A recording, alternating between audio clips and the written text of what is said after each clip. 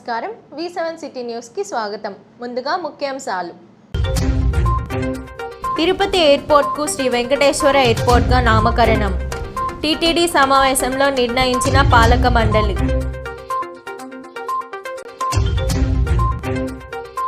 విద్యార్థులను స్కూళ్లకు తీసుకువెళ్లే వాహనాలు కండిషన్లో ఉండాలి. నిబంధనలను ఉల్లంఘిస్తే చట్టపరమైన చర్యలు తప్పవు. ఆర్టీఓ మురళీమోహన్. 207 మందికి టీడీఆర్ బాండ్ల పంపిణీ. ఆన్లైన్ ద్వారా సమావేశమై అన్ని పత్రాలు సక్రమంగా ఉన్నవారిని గుర్తించామన్న నగర కమిషనర్. ఇక వార్తల్లోని వివరాలు. వినాయక సాగర్ అభివృద్ధి పనుల్లో పెండింగ్లో ఉన్న వాటిని త్వరగా పూర్తి చేయాలని నగరపాలక సంస్థ కమిషనర్ ఎన్ మౌర్య అధికారులను ఆదేశించారు.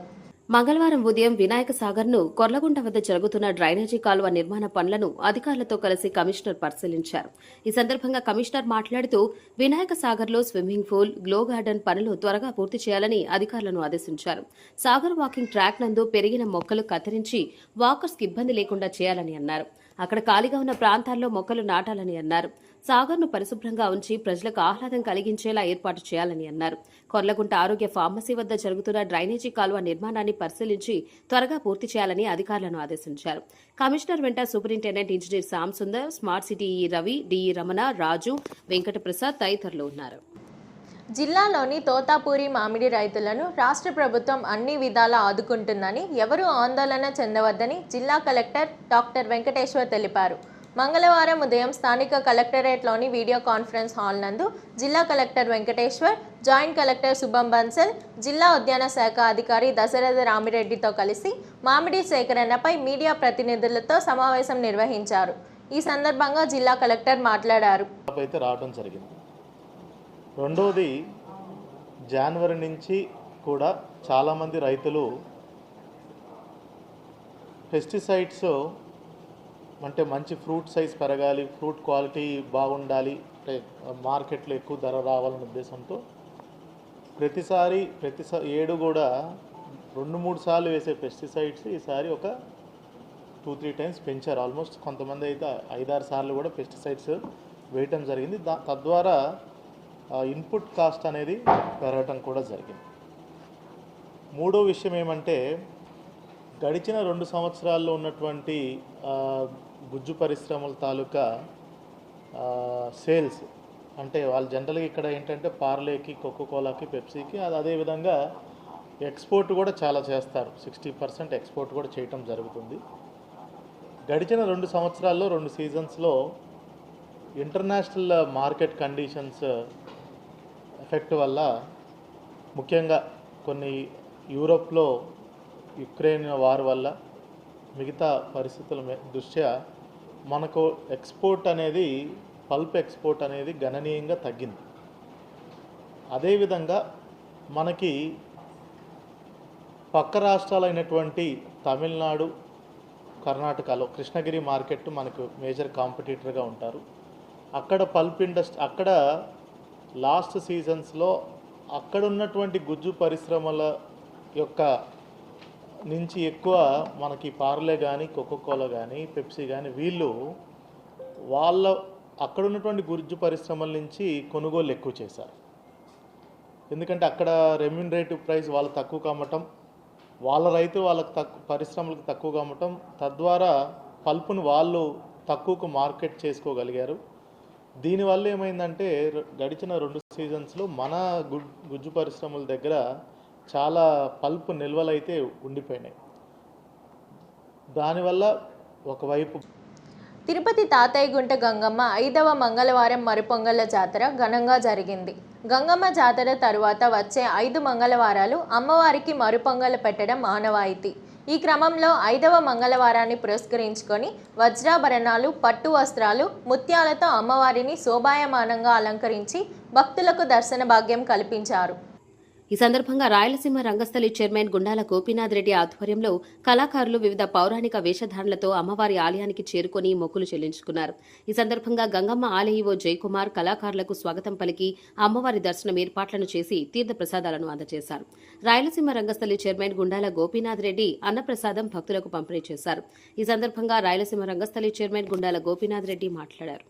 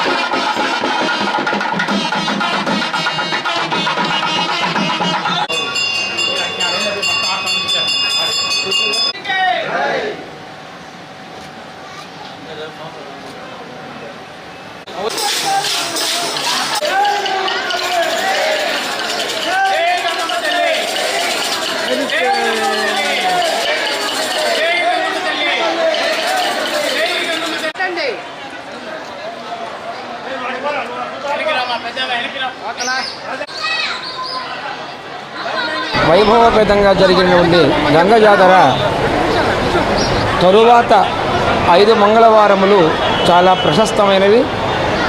ఈరోజు 5వ మంగళవారం అమ్మవారికి ముత్యాల పందిరి అలంకరణలో ప్రత్యేకమైనటువంటి అలంకరణ జరిగింది. ఈరోజు ప్రాతకాలంలో అమ్మవారికి అభిషేకం, తదుపరి బంగారపు వజ్ర కిరీట ధారణము, స్వర్ణ ముఖ కవచాలంకరణ జరిగి ముత్యాల పందిరి అనేటువంటి ప్రత్యేక అలంకరణలో అమ్మవారిని అలంకరించడం, భక్తులు విశేషంగా దర్శించడం జరిగింది. ఈ గంగ జాతరలో అమ్మను దర్శించిన వారు, మొక్కులు చెల్లించిన వారు, పొంగలి తలిగారాధన చెల్లించినటువంటి వారందరికీ కూడా శ్రీ గంగమ్మ ఆశీస్సులు అనుగ్రహం కలుగుతాయి. తిరుపతి గ్రామదేవత గంగమ్మ తల్లి జాతర అంగరంగ వైభవంగా జరిగింది. ఆ విధంగానే జాతర తర్వాత 5 మంగళవారాలు కూడా అంగరంగ వైభవంగా జరిగింది. ప్రతి ఒక్కరూ వచ్చి అమ్మవారికి వివిధ వేషధారణలతో మొక్కులు చెల్లించుకున్నారు. అమ్మవారి ఆశీస్సులు పొందాము. ఈరోజు జాతర తర్వాత ఐదో మంగళవారము. ఈరోజు దేవస్థానం సిబ్బంది అమ్మవారిని ఉదయమే ప్రత్యేకమైన అభిషేకాలు చేసి అటు తర్వాత ముత్యపు పందిరితో అమ్మవారిని శోభాయనంగా అలంకరించి మాకంతా దర్శనం భాగ్యం కల్పించారు. దేవస్థానం సిబ్బందికి, అర్చకులకి, అలాగే ఈవో జయకుమార్ గారికి అందరికీ ప్రత్యేక ధన్యవాదాలు తెలుపుతున్నాము. ప్రతి ఏడు మేము ఈ విధంగా వచ్చి అమ్మవారికి వివిధ వేషధారణలతో తప్పట్లు తాళాలతో వచ్చి అమ్మవారిని దర్శించుకుంటాము. అలాగే ప్రసాదాలు పెడతాము. అమ్మవారి అనుగ్రహంతో మనం అందరూ సుఖ సంతోషాలతో ఉండాలని, ప్రతి ఒక్కరూ వచ్చి అమ్మవారిని దర్శించుకొని ఆమె చల్లని చూపులతో మనం అంతా సుఖంగా జీవించాలని, పిల్లలు మంచి చదువుకోవాలని పిల్లలు పాఠశాలకు వెళ్ళి తిరిగి వచ్చే వరకు తల్లిదండ్రులు గుమ్మం వద్ద ఎదురు చూస్తూ ఉంటారని, అలాంటి విద్యార్థులను తీసుకువెళ్లే వాహనాలు ఫిట్నెస్ కలిగి ఉండాలని, లేకుంటే సంబంధిత పాఠశాల యాజమాన్యంపై చట్టపరమైన చర్యలు తీసుకుంటామని రోడ్డు రవాణా శాఖ అధికారులు తెలిపారు. ఈరోజు 8 జిల్లాల రివ్యూ తీసుకోవడం జరిగింది. ఈ రివ్యూలో అన్ని జిల్లాల వాళ్ళు దాదాపుగా ఈ 2.5 నెలలకి నిర్దేశిత లక్ష్యాలని చేరుకున్నారు. అలాగే రోడ్ సేఫ్టీ పాయింట్లో కూడా అందరూ కూడా అవగాహన తరగతులు చేస్తున్నారు. అలాగే స్కూల్ బస్సెస్ అన్నీ కూడా దాదాపుగా 90% వరకు ఫిట్నెస్ రెన్యువల్స్ అనేవి అయిపోయి పిల్లల్ని తీసుకెళ్ళటానికి క్షేమంగా అవి రోడ్డు మీద తిరుగుతున్నాయి. ఈ నేపథ్యంలో స్కూల్ యాజమాన్యం వారికి, స్కూల్ ప్రిన్సిపల్స్కి, అలాగే పేరెంట్స్ అందరికీ మా యొక్క విన్నపం ఏంటంటే, పిల్లల్ని స్కూల్ బస్సులో పంపించే ముందు పేరెంట్స్ కమిటీ కూడా ఉంటుంది. ప్రతి స్కూల్లోనూ స్టూడెంట్స్ పేరెంట్స్ కమిటీ ఉంటుంది. కాబట్టి ఈ పేరెంట్స్ వాళ్ళ పిల్లలకు సరైనటువంటి సౌకర్యాలు స్కూల్ మేనేజ్మెంట్ లేదా కాలేజ్ మేనేజ్మెంట్ అందిస్తున్నారో లేదో చూసుకోవాలి. కాబట్టి ఈ పేరెంట్స్ కమిటీలోంచి వాళ్ళ పిల్లలు సేఫ్ కండిషన్స్లో బస్సెస్ ఎక్కుతున్నారా లేదా ఆ పేరెంట్స్ కమిటీ నుంచి చూసుకోవాలని చెప్పి మేము చెప్తున్నాము. ఎందుకంటే మేము చేసే ఎన్ఫోర్స్మెంట్ రోడ్డు పైన చేస్తాము, కానీ స్కూల్ మేనేజ్మెంట్ తీసుకోవాల్సిన కేర్ ఎక్కడంటే, చాలాసార్లు ఈ స్కూల్ బస్సులో బండి వెనక్కి వెళ్ళినప్పుడు రివర్స్లో వెనక టైర్ కింద పిల్లలు పడి చనిపోయినటువంటి దాఖలాలు 5-6 జిల్లాలలో జరిగాయి. కాబట్టి స్కూల్ బస్ ఆగినప్పుడు పిల్లలు ఎక్కేటప్పుడు కంపల్సరీగా ఒక టీచర్ రెస్పాన్సిబుల్గా ఆఖరి చైల్డ్ సేఫ్ కండిషన్లో బస్ ఎక్కిందాక కేర్ టేకర్గా ఉండాలి. కాబట్టి ఇవన్నీ కూడా ఏంటంటే, రోడ్డు మీద తిరిగే వాహనాలకి ఫిట్నెస్ మా ఆర్టీఓ గారు, మా మోటార్ వెహికల్ ఇన్స్పెక్టర్స్ బాధ్యతగా ఉంటారు. ఆగి ఉన్న బస్సులో పిల్లల్ని ఎక్కించుకున్నాక రివర్స్ తీసుకునేటప్పుడు ఎవరో పిల్లలు ఆడుకుంటూ వచ్చి టైర్ కింద పడిపోయినటువంటి ఇన్సిడెంట్స్ ఎన్నో జరిగాయి. అలాగే ఈ డ్రైవర్స్ అనేవాళ్ళు ఈ వర్షాకాలము పల్లెటూళ్ళలో వెళ్ళినప్పుడు మట్టి రోడ్లలో జారి పిల్లలు చనిపోయిన దాఖలాలు కూడా ఉన్నాయి. కాబట్టి ఇదంతా కూడా ఏంటంటే పేరెంట్స్ కమిటీ ఎడ్యుకేట్ చేయాల్సినటువంటి విషయాలు చాలా ఉంటాయి.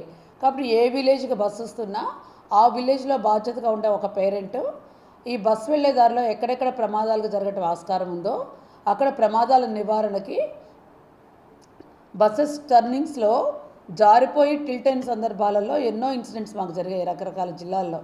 కాబట్టి ఇవన్నీ కూడా ఏంటంటే జాగ్రత్త తీసుకోవాలని చెప్పి కోరుకుంటున్నాము. రోడ్డు పైన జరిగితే రోడ్ క్రాష్, స్కూల్ ప్రెమిసెస్లో బస్సు పార్కింగ్ జోన్లో, అలాగే టర్నింగ్స్లో బురదకి జారిపోయి జరిగిన ఇన్సిడెంట్స్ అవి మానవ తప్పిదాలు కాదు, క్లైమాటిక్ కండిషన్స్ వల్ల జరిగినటువంటి కొన్ని పొరపాట్లుగా ఉంటాయి. కాబట్టి పేరెంట్స్ కమిటీ కూడా ఎంతో అప్రమత్తతో వీటి పట్ల ఉండాలి. తర్వాత మరి యోగా ఆంధ్ర సందర్భంగా డ్రైవర్స్ అందరికీ కూడా లైఫ్ స్టైల్ డిజార్డర్స్ రాకుండా prevention of life style disorders పైన మా అన్ని జిల్లాల్లో కూడా మా ఆఫీసెస్లో school bus drivers, CC bus drivers, lorry drivers, auto drivers వీళ్ళందరికీ కూడా ఫ్రీక్వెంట్గా వచ్చేటటువంటి గ్యాస్ట్రైటిస్, స్పాండిలోసిస్, హెమరాయిడ్స్, ఎలర్జీస్ వీటిపైన ప్రివెన్షన్ పార్ట్ పైన యోగా ట్రైనర్ని పిలిచి మా ఆఫీస్లో టెర్రస్ ఉంటుంది ప్రతి చోట. కాబట్టి ఈ ప్రోగ్రాం పెట్టమని చెప్పి ఇన్స్ట్రక్షన్స్ ఇచ్చాము. అలాగే తిరుపతిలో కూడా ప్లాన్ చేస్తారు. అలాగే road accident victims rehabilitation, post surgical ప్రాబ్లమ్స్లో వాళ్ళకి ప్రాణాయామ ఇవన్నీ కూడా ఎంతో హెల్ప్ అవుతాయి. అలాగే డీ అడిక్షన్ థెరపీ అంటే మనకి ఆల్కహాల్ తీసుకొని కానీ నార్కోటిక్స్, గంజాయి ఇవన్నీ తీసుకొని ఎంతోమంది యూత్ చాలా డ్రౌజీ కండిషన్లో వాహనాలు నడుపుతున్నారు. అంటే వాళ్ళకి డ్రైవింగ్ లైసెన్స్ ఉన్నా వాళ్ళు తీసుకున్న మత్తు పదార్థాల వల్ల ఒక రకమైన మత్తు వాళ్ళని ఆవహించి యాక్సిడెంట్స్కి గురవుతున్నారు. కాబట్టి ప్రతి జిల్లా కేంద్రంలో ఉన్నటువంటి గవర్నమెంట్ జనరల్ హాస్పిటల్లోనూ ఒక డీ అడిక్షన్ సెంటరు, అందులో ఒక సైకాలజిస్ట్ ఉంటారు. కాబట్టి వారితో కోఆర్డినేట్ చేసి యోగా ట్రైనర్స్ మరియు ఇండియన్ యోగా అసోసియేషన్ వారు 12 స్టెప్స్ అంటే ఈ ఎడిక్ట్ అయినటువంటి వాళ్ళకి 12 స్టెప్స్లో ఆ ఎడిక్షన్ పోగొట్టి వాళ్ళని నార్మల్గా చేసి, వాళ్ళు డ్రాప్ అవుట్స్ అయి ఉండొచ్చు, లేకపోతే ఉద్యోగాలు వదిలిపెట్టిన వాళ్ళు అయి ఉండొచ్చు. కాబట్టి వాళ్ళకున్న భౌతిక మానసిక సామర్థ్యానికి వాళ్ళు ఎటువంటి నైపుణ్యాలు పెంచుకొని వాళ్ళ జీవన భృతి వాళ్ళు సంపాదించుకోగలరో అటువంటి స్పెషల్ స్కిల్స్ వాళ్ళకి నేర్పించి తిరిగి జనజీవన స్రవంతిలో కలిపేందుకు గాను ప్రోగ్రామ్స్ డిజైన్ చేసుకొని అన్ని జిల్లాల్లోనూ ఈ యోగాంధ్ర ప్రోగ్రామ్స్ రవాణా శాఖ నుంచి మా డ్రైవర్స్ గురించి కూడా చేయమని చెప్పి అందరికీ ఇన్స్ట్రక్షన్స్ ఇచ్చాము. అలాగే రాయలసీమ జోన్ని రోడ్ యాక్సిడెంట్ ఫ్రీ జోన్గా, రోడ్ సేఫ్టీ జోన్గా చేసేందుకు గాను ఐఐటి తిరుపతి వాళ్ళతో కొలాబరేట్ అయ్యి అక్కడ 3rd ఇయర్, ఫైనల్ ఇయర్ స్టూడెంట్స్కి కొన్ని ప్రాజెక్ట్స్ ఇచ్చి, కాలిఫోర్నియా యూనివర్సిటీలో డాక్టర్ రామ్మోహన్ రెడ్డి అని మన కడప జిల్లా ఆయన అక్కడ కాలిఫోర్నియా స్టేట్లో చేస్తున్నారు. అడ్వాన్స్డ్ రోడ్ సేఫ్టీ టెక్నిక్స్ అన్నీ కూడా మన జోన్లో ఇంప్లిమెంట్ చేసేందుకు ఎటువంటి స్ట్రాటజిక్ ప్లానింగ్ చేసుకోవాలి, అనే దానిపైన కూడా మేము ఒక మీటింగ్ పెట్టుకుంటున్నాము. కాబట్టి అన్నీ కూడా ఏంటంటే రహదారి భద్రత మార్గంలో ఈ కార్యక్రమాలన్నీ డిజైన్ చేస్తున్నాము. అలాగే ప్రభుత్వంకి రావాల్సినటువంటి ట్యాక్స్ బకాయిలు కానివ్వండి, అలాగే నాన్ పేమెంట్ లిస్టులు, ట్రాక్టర్సు, మ్యాక్సీ క్యాబ్స్ చాలా ట్యాక్సులు కట్టకుండా తిరుగుతున్నాయి. కాబట్టి అవన్నీ కూడా సక్రమంగా ప్రజలు కట్టగలిగితే ఈ నెలాఖరులోపు కడితే తక్కువ పెనాల్టీ పడదు. అది ఈ నెల దాటితే వాళ్ళకి మళ్ళీ ఎక్కువ క్వార్టర్స్ అయిపోయి ఎక్కువ పెనాల్టీస్ పడతాయి. కాబట్టి అందరూ కూడా సకాలంలో ట్యాక్సులు కట్టి ప్రభుత్వానికి అందించవలసినటువంటి అన్ని పన్నులు సక్రమంగా అందిస్తే తిరిగి అదే మనకి రోడ్స్ ఇంప్రూవ్మెంట్కి ప్రభుత్వం కేటాయించగలుగుతుంది. కాబట్టి ఇవన్నీ దృష్టిలో ఉంచుకొని వాహన చోదకులు వాళ్ళ వాహనాలను ఫిట్గా ఉంచుకోవటము, సకాలంలో పన్నులు చెల్లించటము, అలాగే ఈ ట్రైలర్స్ ఏంటంటే మనకి రాంగ్ కాంబినేషన్స్ పెడుతున్నారు. అలా కాకుండా సరైన ట్రైలర్స్ పెట్టుకోవాలని చెప్పి కోరుకుంటున్నాము. అందరికీ నమస్కారం. వేసవి సెలవుల ముగింపు తర్వాత పాఠశాలల పునఃప్రారంభం జరిగింది. విద్యాసంస్థల బస్సులు ఎఫ్సీలు చేసుకొని వాహనాలన్నీ తిరగాలని చెప్పేసి రవాణా శాఖ వారి ఆదేశాలు. GOMS నంబర్ 35 మోటార్ వాహనాల రూల్స్ 185 క్లాస్ G కింద దాదాపుగా 32 నిబంధనలు చేర్చడం జరిగింది. ప్రతి ఒక్కరూ కూడా ముఖ్యంగా స్కూల్ యాజమాన్యం ఈ నిబంధనలకు లోబడి వాహనాలను ఫిట్నెస్ చేయించాలి. ప్రతి ఒక్క యాజమాన్యం కూడా ప్రతి డ్రైవర్ని కూడా రవాణా శాఖ వారు నిర్వహించే ఈ యొక్క రిఫ్రెషర్ ట్రైనింగ్లో కంపల్సరీగా విధిగా వారు ఒక రిఫ్రెషర్ ట్రైనింగ్ సర్టిఫికేట్ తీసుకొని ఉంటేనే వారిని అనుమతిస్తామని చెప్పేసి ఈ సందర్భంగా తెలియజేస్తూ కొన్ని నియమ నిబంధనలు తెలియజేస్తున్నాము. ప్రతి డ్రైవర్ కూడా విధిగా 60 సంవత్సరాలు ఎటువంటి పరిస్థితుల్లో నిండి ఉండకూడదు. వాహనంలో fire extinguisher, first aid box, emergency exit ఈ 3 కూడా విధిగా ఉండాలా. ఎమర్జెన్సీ ఎగ్జిట్ ఎటువంటి పరిస్థితుల్లో లాక్ అయి ఉండకుండా జాగ్రత్తలు తీసుకోవాల్సిన అవసరం ఎంతైనా ఉంది. అలాగే ఈ యొక్క పేరెంట్స్ కమిటీ తర్వాత వచ్చేసి స్కూల్ యాజమాన్యము ఈ 2 కూడా సమన్వయంతో కలిసి పనిచేయాలి. ప్రతి నెల ఒక కంప్లైంట్ బుక్ పెట్టి దాన్ని ఎప్పుడు కూడా పరిశీలించాలి. అలాగే వీలైతే పేరెంట్స్ కమిటీ నుంచి ఒక్కొక్క పేరెంటు అంటే వరుసగా విధిగా డ్యూటీలు వేసుకొని ఒక్కొక్క పేరెంట్ కూడా స్కూల్లో ప్రయాణం చేస్తూ తప్పనిసరిగా ఎటువంటి లోపాలున్నా కూడా కంప్లైంట్ నమోదు చేయాలి. అట్లాగే డ్రైవరు తప్పనిసరిగా ఎటువంటి తప్పు చేసినా కూడా వాళ్ళకు కంప్లైంట్ ఇవ్వాలని చెప్పేసి మేము ఈ సందర్భంగా తెలియజేయడం జరుగుతూ ఉంది. ఈ స్కూల్ బస్సులు తిరుగుతున్న ఈ వేళల్లో ప్రతిరోజు కూడా మేము తనిఖీలు ముమ్మరంగా కొనసాగిస్తున్నాము. ముఖ్యంగా పోలీస్ శాఖ వారు, రవాణా శాఖ వారు సంయుక్తంగా నిన్న దాదాపుగా 4-5 ప్లేసుల్లో శ్రీనివాసపురం, రేణిగుంట, అలాగే గూడూరు, సూళ్ళూరుపేట తదితర ప్రాంతాల్లో ఈ యొక్క తనిఖీలు నిర్వహించడం జరిగింది. ఈ తనిఖీల నిర్వహణ భాగంగా డిస్ట్రిక్ట్ రోడ్ సేఫ్టీ కమిటీ వారు విధిగా ఈ యొక్క తనిఖీలు సంయుక్తంగా నిర్వహించమని తెలియజేయటం వలన పోలీసు వారి సమన్వయంతో చేయడం జరుగుతూ ఉంది. నిన్న జరిగిన తనిఖీల్లో ఒక్క వాహనం కూడా ఎఫ్సీ లేకుండా తిరగలేదు. కానీ ప్రతి వాహనాన్ని కూడా ఎఫ్సీ అయిన వాహనాన్ని కూడా క్షుణ్ణంగా మరొకసారి పోలీసు అధికారులు అలాగే రవాణా శాఖ అధికారులు కూడా వాటిని పరిశీలించడం జరిగింది.